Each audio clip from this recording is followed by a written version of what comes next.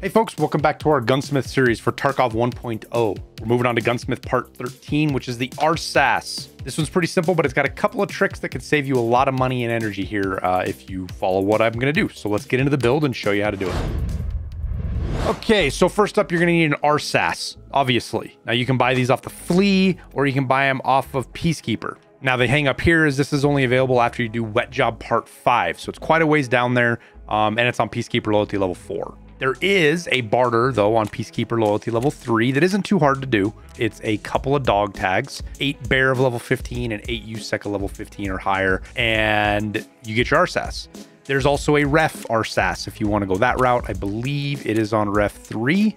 Yep, right here, ref 3 for 172 GP coins, which gets you pretty much there to it anyways. If you go with this, it pretty much completes the build. We're not going to do that. If you're going to do that build, pretty much just got to swap the optic and you're good. But let's go look at the build from the regular RSASS, because that's probably what you're here for. Now, the first thing we're going to talk about, obviously, is the Hybrid 46. If you've been here before, you know about this. Real quick refresher, it's on mechanic, loyalty level 2, 4 RAM, but the suppressor itself is pretty cheap. If you can buy it, you're talking 40, 50,000, but the barter is somewhere between 40 and 60 as well. If you go look at RAM here, anywhere from 10 to 15K. So that's out of the way. You've obviously got to have your thread mount adapter. The grip I like to use is this M-Lock Coyote Brown. This is on Peacekeeper 2. And it can be the brown or the black one. I like to keep things color coded when I'm building, but it doesn't matter. That's on Peacekeeper 2. Easy to buy. It's also cheap, dirt cheap on the flea market if you don't have Peacekeeper 2 for some reason. The next part is going to be the Henselt. This is the big money saver. There's a lot of builds that tell you to use the Night Force. You need to use the Night Force. This one gets you there, and it's super cheap. If you were during drops when we did this, you got a bunch of these. You might have one sitting around in your stash. If you want to know how to find stuff, quick little extra tidbit here when you're in your character stash, which let me get there. Oh my goodness. You go to search and you can type in, let's see, what is this called? Henselt. You can type in Henselt. And even if it's on an attachment, like you can see here, I've got one buried on this SR25. If I wanted to grab that one, you can find it in your stash that way. You probably have one sitting in your stash, squirreled away somewhere, I bet, if you were here for drops. Anyways, this scope here, and then I have the IEA Mil Optics KHF 34mm, but it doesn't have to be this one. It can pretty much be any 34mm ring that you can buy, because this one is on Jaeger 3, I'm pretty sure. But some of these others are available earlier or cheaper. The only one you can't use is this Night Force one, because it's -2 ergo.